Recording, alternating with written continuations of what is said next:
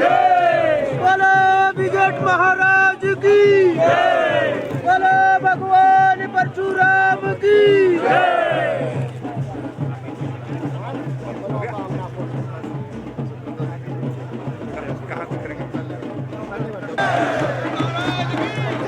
परशुराम भगवान की। चलो चलो चलो चलो चलो रास्ता रास्ता बोलिए परशुराम भगवान की, बोल रेणुका माता की। राम जय श्री राम, जय श्री राम।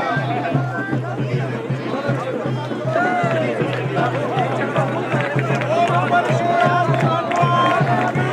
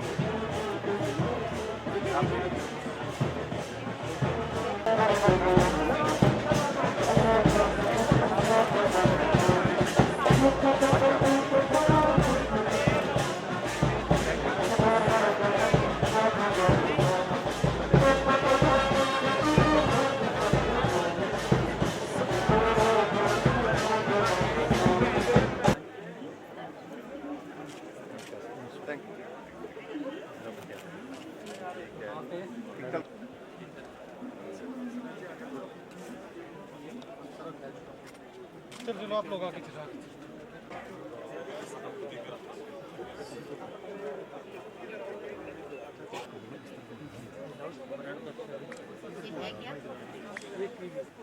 करेंगे सर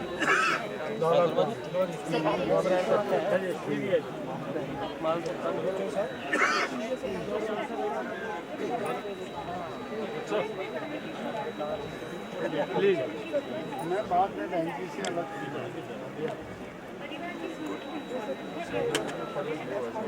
इसमें तो ऐसा लग रहा है चीनी खूब डाली आपने।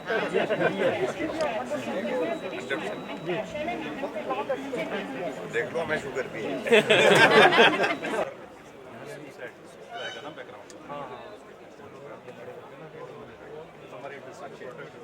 सर ये सारे ब्रांड सर हमारे सिंगापुर के।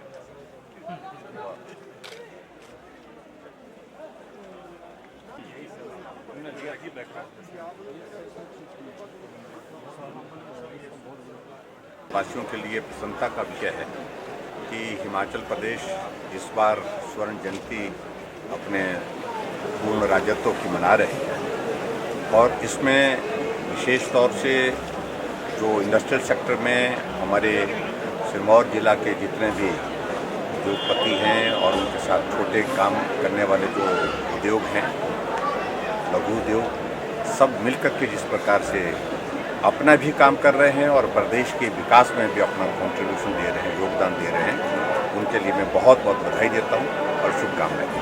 मैं मुख्यमंत्री स्वावलंबन योजना के अंतर्गत हमने अभी कुछ नई योजनाओं की एडिशन की है। जो नई योजना जोड़ी है उसके आधार पर मुझे लगता है कि आने वाले समय में बहुत तेज़ी से स्वावलंबन की दृष्टि से हमारे नौजवानों को एक अवसर मिलेगा और मुख्यमंत्री स्वावलंबन योजना के अंतर्गत हम ज़्यादा से ज़्यादा ऐसे नौजवानों की मदद करने में समर्थ होंगे, सफल होंगे। जिन लोगों में काम करने की हिम्मत है, काम करके आगे बढ़ने का हौसला है, तो उनके लिए मैं बहुत बहुत शुभकामनाएं बधाई देता हूं। सर, इसमें महिलाओं इस बात की भी खुशी है कि महिलाओं के लिए हमने इसमें आयु सीमा में पहले 45 वर्ष थी, उसको हमने 50 वर्ष तक किया है और उसमें ताकि हम ज़्यादा कवरेज कर सकें, ज़्यादा से ज़्यादा महिलाओं को इस योजना के अंतर्गत लाभ दे सकें, उस दृष्टि से भी प्रयत्न किया है।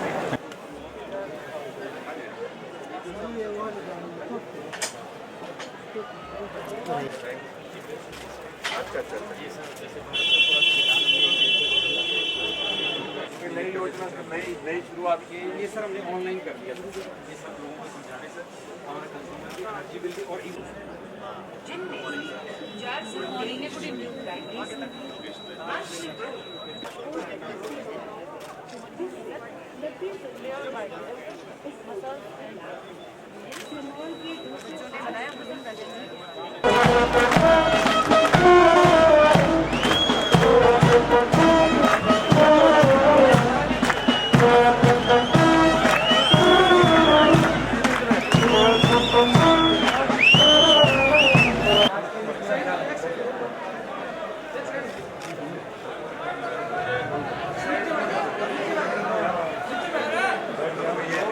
माननीय मुख्य अतिथि महोदय का सम्मान पारंपरिक टोपी, लोहिया, ढाका, शॉल तथा समृद्धि चिन्ह भेंट कर किया जा रहा है।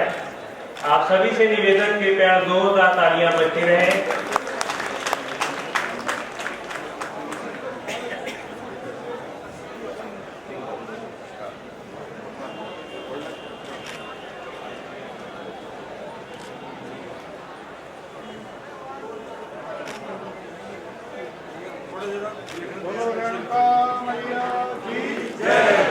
ठाकुर जी को भी सम्मानित करने की कृपा करें।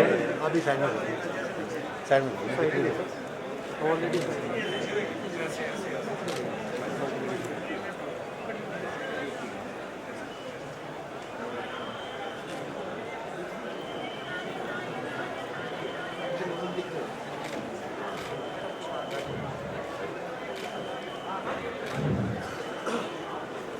मेरा निवेदन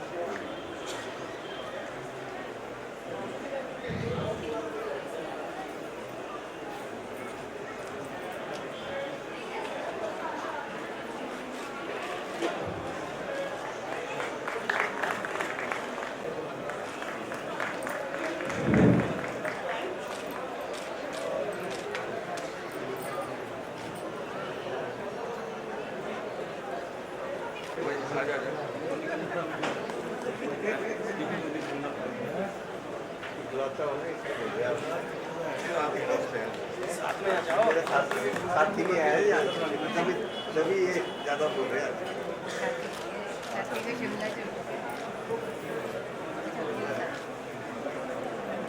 श्री राम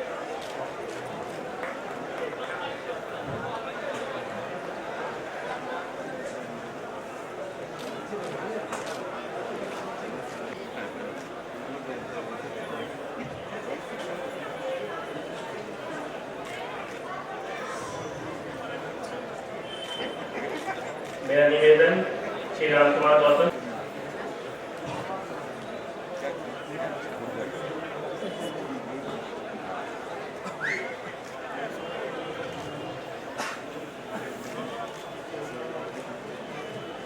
सीमा कन्याल जी को सम्मानित करने की कृपा करें।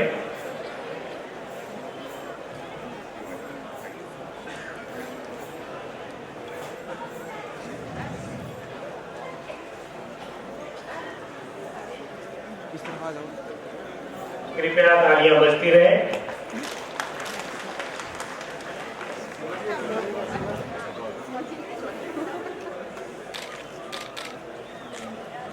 माननीय मुख्यमंत्री श्री जयराम ठाकुर जी तथा अन्य गणमान्य व्यक्तियों द्वारा अंतर्राष्ट्रीय श्री रेणुका जी मेला की स्मारिका का विमोचन किया जा रहा है। कृपया जोरदार तालियां इस अवसर के लिए।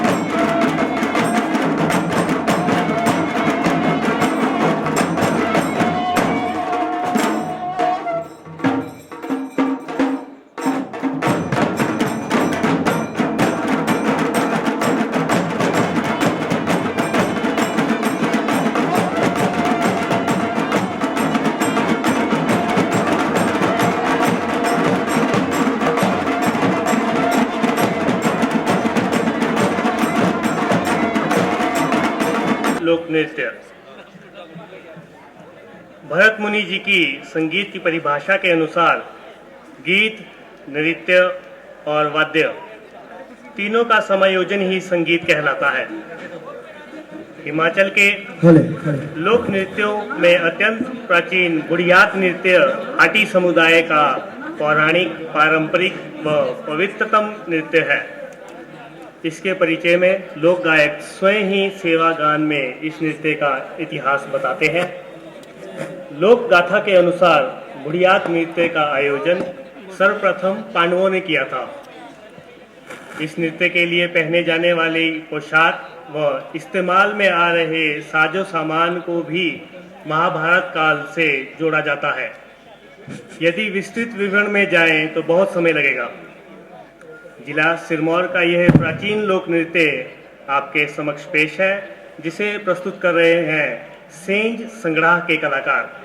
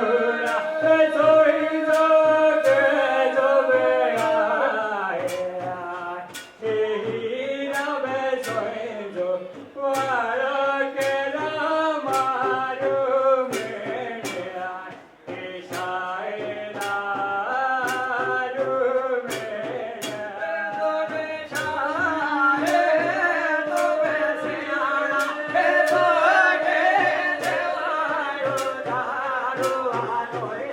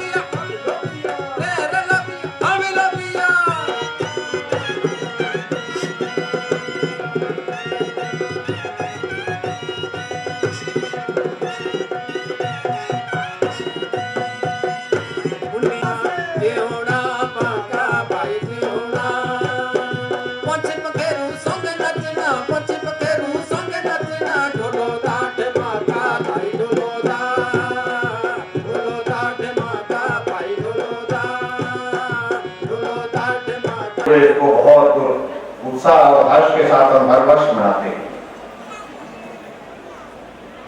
और हमारे लिए आपकी बारी प्रसन्नता का विषय ये भी है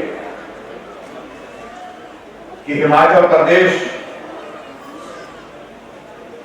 अपने अस्तित्व में आने के पश्चात पूर्ण राजत्व के 50 वर्ष पूरे करने के पश्चात हम स्वर्ण जयंती के इस दौर में से गुजर रहे हैं, जो हमारे लिए सही मायने में बहुत प्रसन्नता का विषय है। ये 50 वर्षों का सफर मैं कह सकता हूं, हिमाचल प्रदेश में विकास की राह पर आगे बढ़ते हुए हम एक नहीं अनेक मुकाम को हासिल करने में सफल हुए। और हमारे लिए हिमाचल प्रदेश के लोगों के लिए वो बहुत प्रसन्नता का विषय है कि हिमाचल प्रदेश के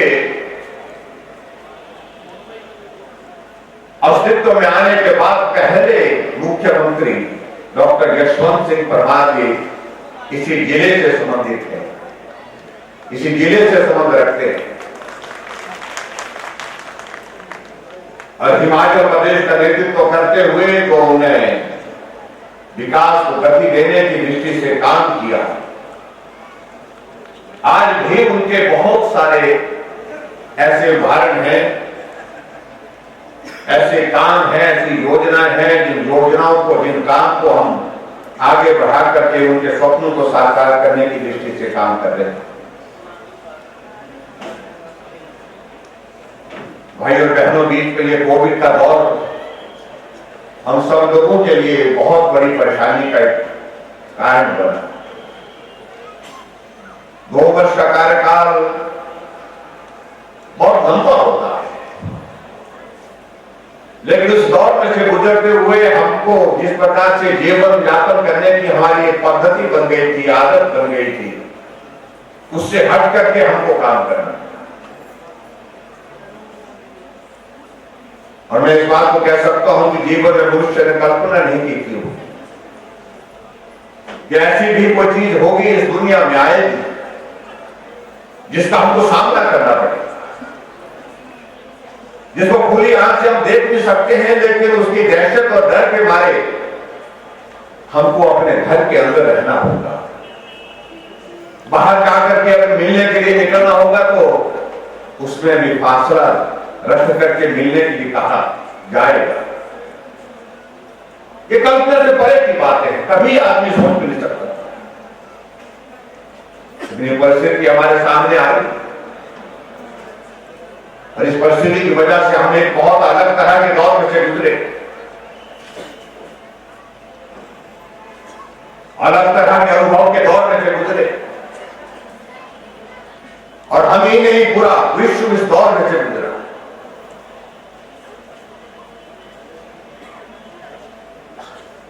हमने हिमाचल प्रदेश में प्रयत्न किया कि हर आदमी के जीवन को हम बचाने की कोशिश करें।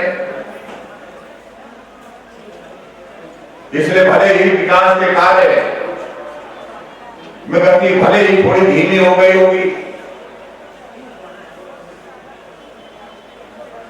क्योंकि हमारे सामने प्रश्न ये खड़ा हो गया कि आदमी की जिंदगी बचाई जाए या काम किया। और आज गौरधार में जाना हुआ था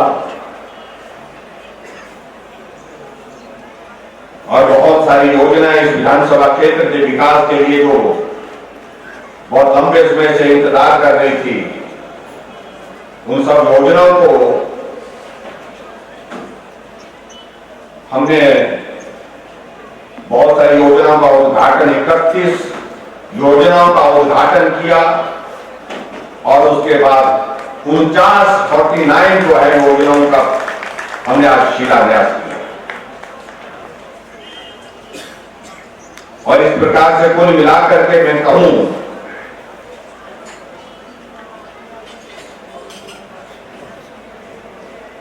कुल मिलाकर के अगर जो राशि बनती है, मैं एक एक योजना बताऊंगा, बहुत सारा लंबा समय लग जाएगा। कुल उद्घाटन और शिलान्यास जो है मिलाकर के 182 करोड़ रुपए के आपके इस विधानसभा क्षेत्र में हुए हैं। उसके लिए मैं आप सबको बहुत बहुत बधाई देता हूं। कोविड का संकट बढ़ा, लेकिन उसके बावजूद भी हमने काम को रुकने नहीं दिया, हमने नहीं दिया।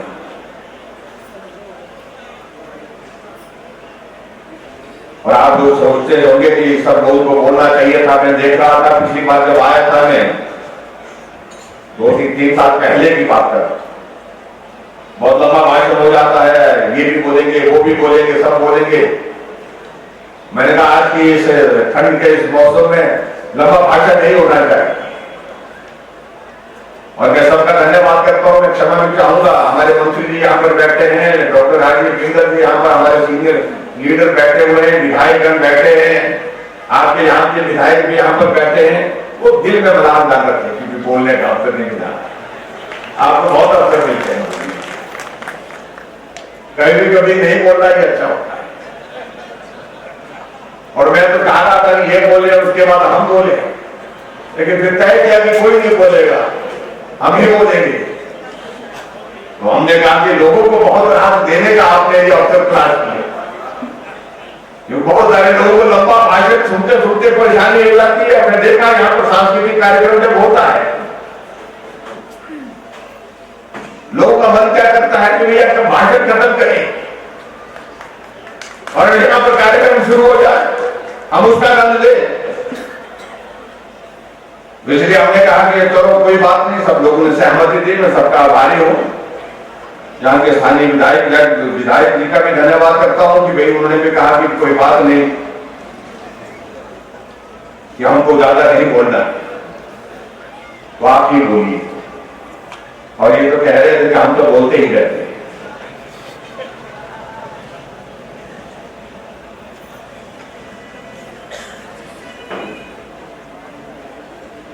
हिमाचल प्रदेश का सर्वत्र विकास, ये हमारा लक्ष्य है। सब जगह काम हो, चुनाव वो प्रतिनिधि मेरे दल से हो या दूसरे दल से, ये बहुत बड़ा विषय नहीं हो,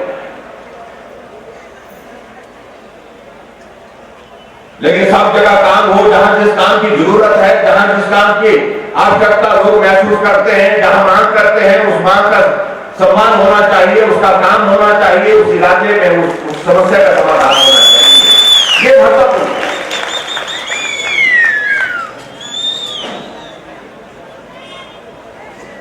अगर ये कोविड का दौर नहीं आया होता तो अभी तक हम रेणुका की चौथी आज मेरी ये चौथी वो होती आपके साथ यहाँ पर रेणुका मेले की एक संध्या आपके बीच में होती, आप सबके बीच में हम आकर के अपनी बात कहते।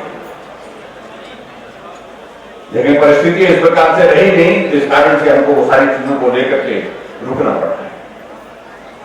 ये 4 साल हमने हिमाचल प्रदेश में काम करने की कोशिश की, संकट बड़ा था, परिस्थितियां हर तरह की थी, चाहे कुछ भी कोई बोले, कुछ भी कोई माने, ये सरल परिस्थिति नहीं थी, कठिन परिस्थिति थी। उस कठिन परिस्थिति में से हम पार निकल रहे हैं। और इसमें सबसे बड़ी बात तो हमें हिमाचल प्रदेश की जनता जनार्दन का भी बहुत बड़ा सहयोग है और देवी देवताओं का भी आशीर्वाद है। मैं तो पहाड़ी आदमी हूं, आपकी तरह पहाड़ी आदमी, और यहां पहुंचे जहां पहुंचे हैं, ये पहाड़ों को उतरते चढ़ते हुए जिंदगी का बहुत बड़ा हिस्सा गुजरा और उसके पश्चात पहुंचे। कई बार कुछ लोगों को लगता होगा कि भाई बहुत मजे आराम से मिल गया, लेकिन लंबा संघर्ष है जीवन का, जिस जीवन में सीखने को भी बहुत कुछ मिला, काम करने को भी बहुत कुछ मिला। कभी इस तरफ रहे, कभी उस तरफ रहे, सत्ता में रहे, विपक्ष में रहे, लेकिन काम करते हुए हिमाचल में हम कैसे बेहतर कर सकते हैं वो करने की कोशिश की। आज बहुत सारे कामकाज को लेकर के, योजनाओं को लेकर के हमने हिमाचल प्रदेश में प्रयत्न किया है, प्रयास किया है। ये सरकार गरीब लोगों के लिए समर्पित की है।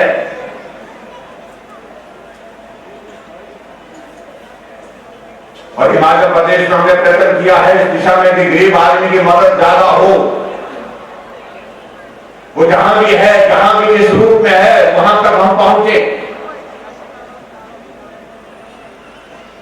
चाहे वो बुजुर्गों की पेंशन का विषय है, चाहे वो महिलाओं को हमारी 65 वर्ष के ऊपर सभी महिलाओं को पेंशन का प्रावधान है, चाहे वो हमारे गैस का चूल्हा देने का काम है, गृह सुविधा योजना का, चाहे गरीब आदमी के इलाज के लिए हिमकेयर के माध्यम से 200 करोड़ से ज्यादा हम अभी तक पैसा खर्च कर चुके, 2 लाख से ज्यादा गरीब लोगों का मुफ्त में इलाज करके हमने हिमाचल प्रदेश में इतिहास कायम किया। ये सही बात है, मैं आपको बताऊं, जब सरकार ने मैं इस दायित्व पर आया, मैंने कहा वो गरीब आदमी बीमार होता है, उसके इलाज के लिए हमारे पास क्या योजना है। अधिकारी लोग देख करके कहने लगे इतनी रेड क्रॉस से कुछ मदद कर देते हैं। रेड क्रॉस से कितनी कर मदद होती है? 500 रुपए की, 1000 रुपए, 2000 रुपए, 10,000 रुपए की, ज्यादा से ज्यादा, इससे ज्यादा कम, इससे ज्यादा कम ही होती है। अभी कहीं आदमी को अगर ऐसी बीमारी लग जाए कि जीवन भर उसको संकट में उस बीमारी से जूझना पड़े, उसका क्या रास्ता है? अधिकारी कहने लगे कि मुख्यमंत्री यहाँ से आपको राहत कोष से हम थोड़ा पैसे दे सकते हैं। हमने कहा मुख्यमंत्री राहत कोष पर से कैसे हम दे सकते हैं? जो आदमी हॉस्पिटल में बिस्तर पर पड़ा हुआ वो मुख्यमंत्री राहत कोष के लिए लिखने के लिए आपके पास पहुंचेगा क्या? और कितने लोग पहुंच पाएंगे? कोई जवाब नहीं, क्योंकि आज तक के हिमाचल के इतिहास में गरीब आदमी के इलाज के लिए कोई भी व्यवस्था सरकार के पास नहीं थी। आदरणीय प्रधानमंत्री नरेंद्र मोदी जी ने शुरुआत की पूरे देश भर के आयुष्मान भारत और गरीब लोगों का, जिनका इसमें जो है 5 लाख रुपए तक का हेल्थ का कवरेज है। हमने कहा इस योजना को आगे बढ़ाना चाहिए। जब हमने हिमाचल प्रदेश में देखा कि 22 लाख लोग हमारी पॉपुलेशन का 72 लाख में से उसमें कवर हो पा रहा है, लेकिन 50 लाख कवर नहीं हो पा रहा है अभी तक। हमने कहा ये 50 लाख की जिम्मेवारी हम लेके 22 लाख को आयुष्मान भारत के अंतर्गत आदरणीय प्रधानमंत्री नरेंद्र भाई मोदी जी ने जिम्मा लिया है। 50 लाख लोगों की जिम्मेवारी हिमाचल प्रदेश सरकार लेगी और हिमकेयर के हमने हुआ 2 लाख लोगों का इलाज करना, उनको स्वस्थ करके घर भेजना जिनके पास इलाज के लिए पैसा नहीं।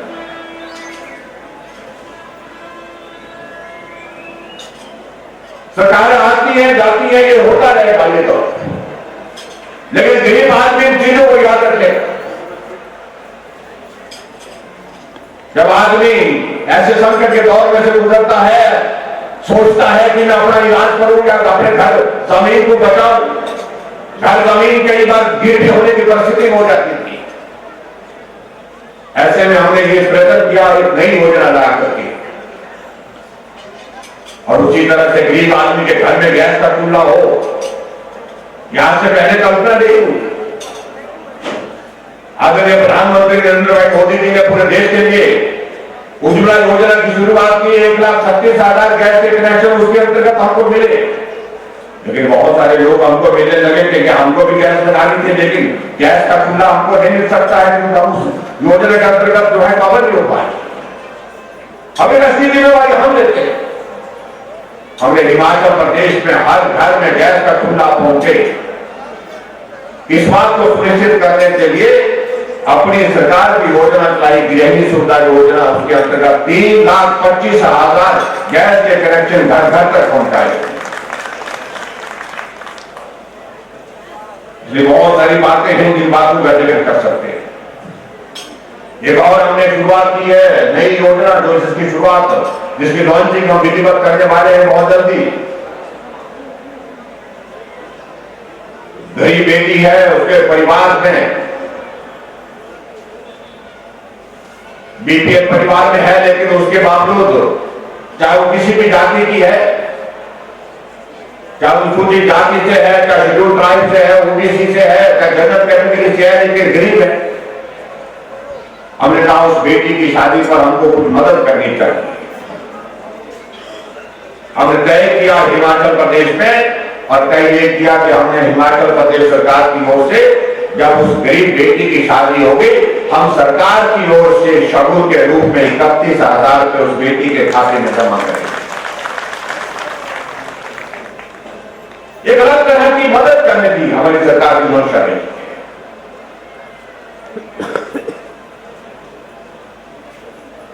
इसलिए मैं बहुत लंबी बात कहूं तो मुझे लगता है कि वो ठीक नहीं रहेगा।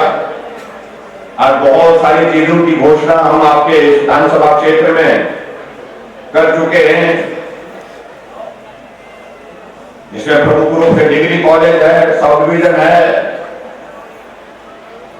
पीएचसी का दर्जा बढ़ा करके सीएचसी करने का है, कुछ जगह स्कूल हमने स्तरोन्नति किए हैं। लेकिन कहा गया है कि यहां पर भी कुछ बातों को लेकर के हमको करना चाहिए। कुछ बातें मैं सोच रहा हूं कि बहुत ज्यादा कर दिया। तो कहना चाहता हूं कि आजकल चुनाव का दौर नहीं है। हमारे विनय कुमार जी सोच रहे होंगे कि भाई पता नहीं आप चुनाव आ रहे, चुनाव 1 साल बाद आएंगे। आजकल के चेहरे पे थोड़ा मैं देख रहा हूं तो रौदे घाट करके आए, बहुत लंबे अरसे के बाद आए। लेकिन ऐसे मत सोचना ये रौदे हमारे चेहरे पर भी वैसे ही होगी आने वाले समय में। ये तय इतनी आसानी से नहीं छोड़ दे पाए। ये दौर राजनीति के चलते रहते हैं, कभी वो ऐसा कभी वैसा। लेकिन उसके बावजूद हमारा सबका एक लक्ष्य होना चाहिए। हम सब मिलकर के काम करें, क्षेत्र का विकास करें, प्रदेश का विकास करें, प्रदेश को आगे ले चलें। और इसलिए हमने तय किया था हिमाचल प्रदेश में कि हम इस स्वर्ण जयंती के साल में बहुत सारे कार्यक्रमों की हमने रूपरेखा बनाई। जब से हिमाचल अस्तित्व में आया, अस्तित्व में आने के बाद डॉक्टर वाईएस परमार के उस दौर के बाद आज तक के इस कालखंड में 50 वर्षों का ये सफर इतिहास में रिकॉर्ड होना चाहिए। लेकिन इस कोविड के कारण वो सारी चीजें हमारे बीच में कुछ डिस्टर्ब हुई। उस कार्यक्रम जो तय किए थे, निर्धारित किए, तो वो कार्यक्रम आज की तारीख में हम उनको बहुत सारे उस तरह से नहीं कर पाए। हमने तय किया था हम 51 इवेंट्स करेंगे। हम शिक्षा के क्षेत्र में 50 वर्ष पहले कहां थे और आज हम कहां पहुंचे हैं, इसको लोगों के सामने उस बात को जिक्र करेंगे। और हिमाचल आज छोटा प्रदेश होने के बावजूद भी अलग पहचान के साथ कहां शिक्षा के क्षेत्र में काम करते हुए आगे बढ़ा। हम स्वास्थ्य के क्षेत्र में 50 वर्ष पहले कहां थे और आज हम कहां पहुंचे हैं, और उस दृष्टि से भी हम अपना कार्यक्रम करना चाहते हैं। हम सड़कों के मामले को लेकर के हम कहां थे 50 वर्ष पहले और आज हम कहां पहुंचे हैं, इन सारी बातों को लेकर के हम बहुत सारे कार्यक्रम हमने तय किए। कुछ कार्यक्रम होंगे अभी आने वाले समय में, उनको हम करेंगे। लेकिन कोविड के चलते हुए बहुत सारे कार्यक्रम हमको स्थगित करने पड़े और इसलिए ये मुझे लगता है कि हम सब लोगों के एक सौभाग्य है कि हम आज 50 वर्ष हिमाचल प्रदेश के अस्तित्व में आने के पश्चात जो है स्टेटहुड के, उसके पश्चात ये छोटा प्रदेश हिमाचल प्रदेश एक सम्मानजनक स्थान पर पहुंचा अपने सफर में। अलग पहचान के साथ हिमाचल जाना जाता है।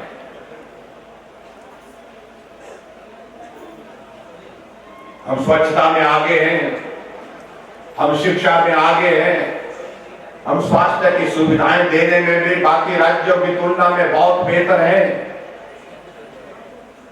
हम सड़कों के निर्माण में भी बाकी राज्यों की तुलना में बहुत आगे पहुंचने की कोशिश कर रहे हैं, कठिन भौगोलिक परिस्थितियों के बावजूद भी।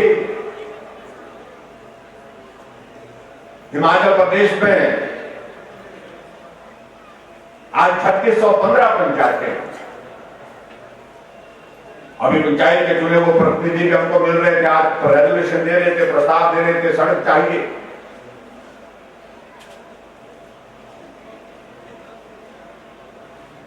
अब की बार हमने पंचायतें बनाई, नई पंचायतें बनाई 15 वर्षों के बाद। 15 वर्षों में एक भी पंचायत नहीं बन पाई थी।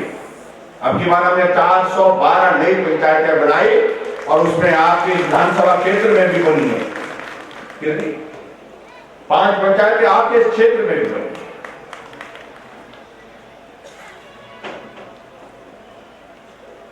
लेकिन फिर भी ये दौर चलता रहेगा आगे बढ़ने का।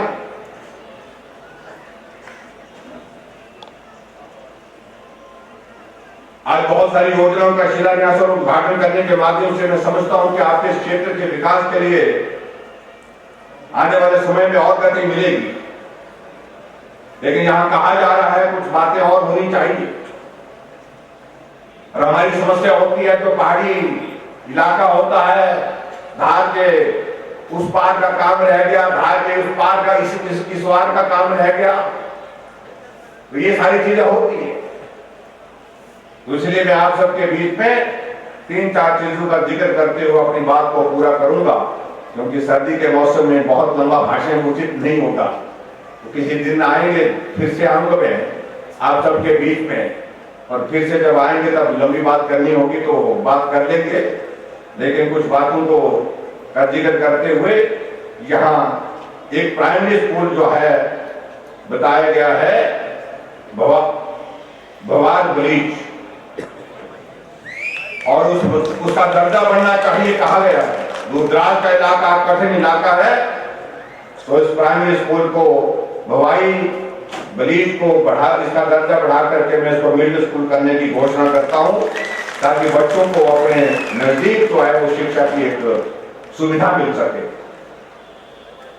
और उसी तरह से एक स्कूल और है, राजकीय उच्च पाठशाला बागथल मधाना, और ये भी एक स्कूल है जहां हाई स्कूल है ये, और इसका दर्जा बढ़ाने की बात भी यहाँ पर आई है कि इसका दर्जा बढ़ाया जाए। तो मैं इस स्कूल का दर्जा भी बढ़ा करके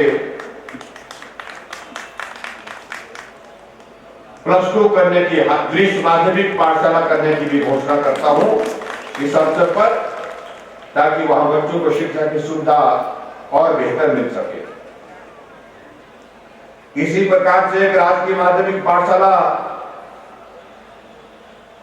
सत्तर भादों, ये नाम है, ये मिडिल स्कूल है, और इस मिडिल स्कूल को हाई स्कूल बनाने के लिए भी मैं यहाँ पर घोषणा करता हूं, ताकि वहां के लोगों को ये सुविधा वहां पर शिक्षा की अच्छी तरह से मिल सके। उस दृष्टि से ये बहुत आवश्यक लगा, ऐसा सब साथियों का कहना था। और उसी तरह से एक राजकीय प्राथमिक पाठशाला किया ममियाना, इसका दर्जा बढ़ना चाहिए, प्राइमरी स्कूल से इसको मिडिल स्कूल बनना चाहिए, तो इसको भी मैं मिडिल स्कूल करने की मैं यहाँ पर घोषणा करता हूँ। इसको मिडिल स्कूल बना देंगे ताकि वहां पर लोगों को सुविधा मिल सके।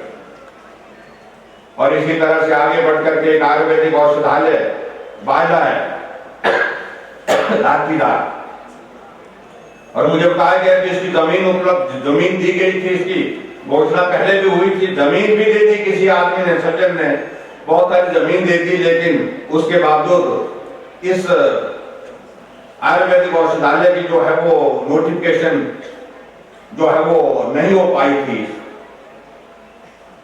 इस काम को हम पूरा कर देते हैं। किसी व्यक्ति ने बड़ी श्रद्धा के साथ जमीन दी है, तो आयुर्वेदिक औषधालय जो है वायदे को भी हम स्वीकृत कर देंगे। ये भी मैं आपके बीच में यहां पर कहना चाहता हूं। और इसी प्रकार से आगे आपके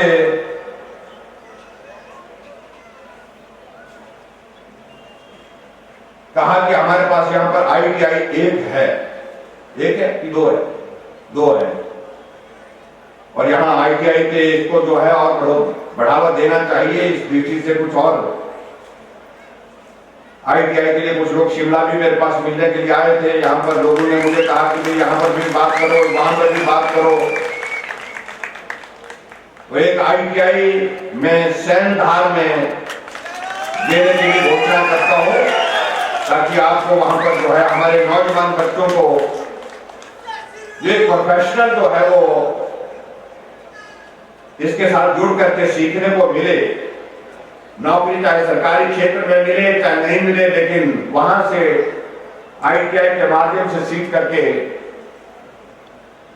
अपना काम भी वो चला सकते हैं। अपना काम प्राइवेट सेक्टर में भी कर सकते हैं, प्राइवेट सेक्टर में नौकरी भी कर सकता, अपना व्यवसाय भी कर सकते हैं। उस दृष्टि से मुझे लगा कि ये सैनधार में जो है वो बहुत आवश्यक लगा। और इसी प्रकार से कुछ लोग आपस में बहुत जोर कर रहे थे कि यहाँ बहुत आवश्यकता उस सारी चीज की है, तो और भी चाहिए हमको। हालांकि बहुत ज्यादा हो रहा है, मैं समझता हूँ इतना ज्यादा नहीं होना चाहिए। मैं गांव का आदमी हूँ, शरीफ आदमी हूँ, सीधा आदमी हूँ, और मैंने सोचा था कि रेवका के आदमी भी मेरी तरह ही सीधे होंगे, और मालूम नहीं, लेकिन लड़े और अड़े और कहा कि नहीं एक और चाहिए बोलते हैं। तो कहाँ चाहिए? एक ITI और भी यहाँ पर मांग की गई है, और वो की गई है धार में की गई है। उसके लिए भी मैं यहाँ पर घोषणा करता हूँ कि इस ITI को भी हम खोलेंगे, फेज मैनर में खोलेंगे, एक पहले फिर उसके बाद दूसरी खोलेंगे। ये मैं आपके बीच में कहना चाहता हूँ।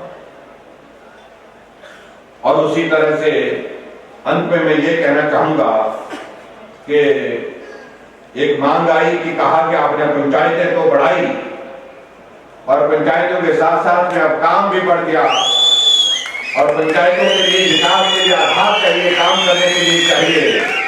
और उस दृष्टि से हमें यहाँ पर जो है वो हमारा ब्लॉक जो है बहुत दूर पड़ता है, और ऐसी परिस्थिति में हमको एक वीडियो का ऑफिस चाहिए। और इसलिए आपके बीच में यह मुझे आज इस पावन अवसर पर ये बात कहते हुए प्रसन्नता हो रही है कि आपके लिए विकास खंड कार्यालय ददाहू में भी आपको सम्मिलित करता हूं, और उससे आपके कामकाज के लिए बहुत सुविधा रहेगी, आना जाना भी आसान होगा। और उस रिश्तेदार लगा के भी खुश कर देते मेरे को आप, जब हम कुछ और बोलते हैं तो वो और भी करते हैं।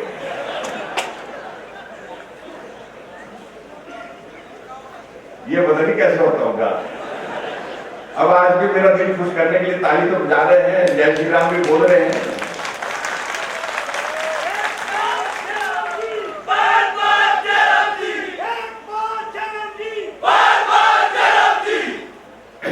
तो इसलिए मैं आप सबके बीच में ये सारी बातें विकास की दृष्टि से यहाँ पर आगे बढ़ने के लिए, इस क्षेत्र के लिए जो आवश्यक लगी है वो करेंगे। और भी मैं बहुत जल्दी बीच में आऊंगा आप सबके बीच में बजट सेशन के पश्चात, और कुछ चीजें और रही हैं, और भी उनको गति देने के लिए हम प्रयत्न करेंगे, प्रयास करेंगे।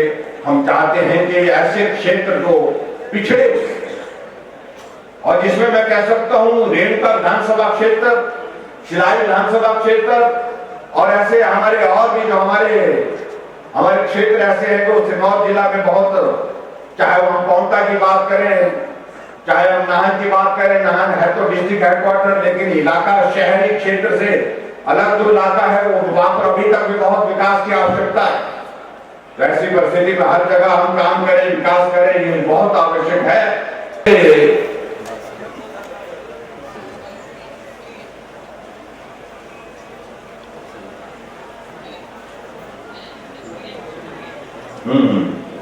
चलो बैठो बैठो, ये वकील बहुत महंगे पड़ते मेरे को,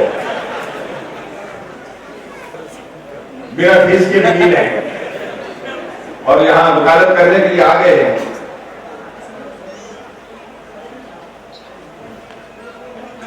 चलो आप चलो बैठो। तो ये सारी चीजें हमने करने के लिए हमने तय किया है, और अभी मेरे पार्टी के अध्यक्ष हैं अब सुरेश कश्यप जी, और ये मुझे और ज्यादा कुछ कह रहे हैं, और इसलिए कह रहे हैं कि इनको मालूम है कि 1 साल के बाद मुझे भी टिकट इनसे मांगना पड़ेगा। पार्टी के अध्यक्ष की मोहर होती है, उसको जब तक मोहर नहीं लगेगी प्रधान जी तो टिकट नहीं मिलेगा। तो इसलिए इनका भी कहना है, सब लोगों का कहना है कि यहाँ, और सुखराम चौधरी जी तो पहले ही कागज पत्र बना करके बैठते हैं,